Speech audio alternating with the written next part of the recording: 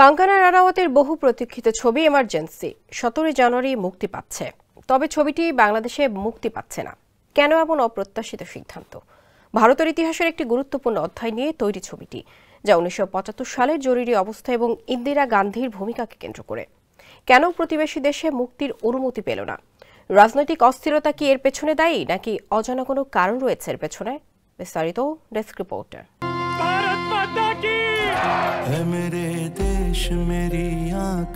Emergency cinema ভারতের ইতিহাসের এক অন্ধকার অধ্যায়কে কেন্দ্র করে নির্মিত। কঙ্গনা রানাউত নিজেই এই ছবির পরিচালক ও প্রযোজক। ছবিতে ইন্দিরা গান্ধীর ভূমিকায় অভিনয় করেছেন তিনি। সিনেমায় বাংলাদেশের রাজনৈতিক অবস্থার প্রকাশ থাকলেও এই ঐতিহাসিক ছবি দেখতে পাবেন না এদেশের দর্শক।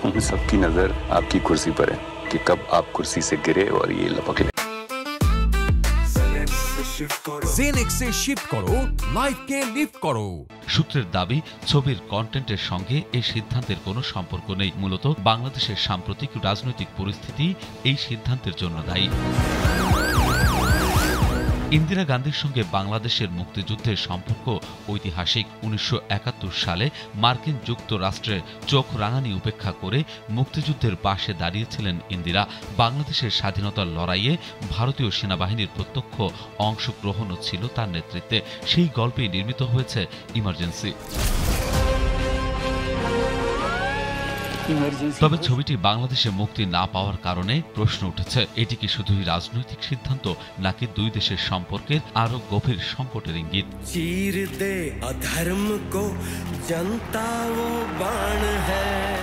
ছবিটির প্রিমিয়ার ইতোমধ্যেই অনুষ্ঠিত হয়েছে নাগপুরে। সেখানে উপস্থিত ছিলেন ভারতের কেন্দ্রীয় মন্ত্রী নাতিন গডকরি। তিনি বলেছেন, ভারতের ইতিহাসের অন্ধকার সময়কে এত নিখুঁতভাবে তুলে ধরার জন্য আমি পুরো টিমকে ধন্যবাদ জানাই। ছবিটি প্রত্যেক ভারতীয়র দেখা উচিত। এছাড়াও ছবিতে একটি গুরুত্বপূর্ণ চরিত্রে অভিনয় করা অনুপম খেরও কঙ্গনার পরিচালনার ভূয়সী প্রশংসা করেছেন।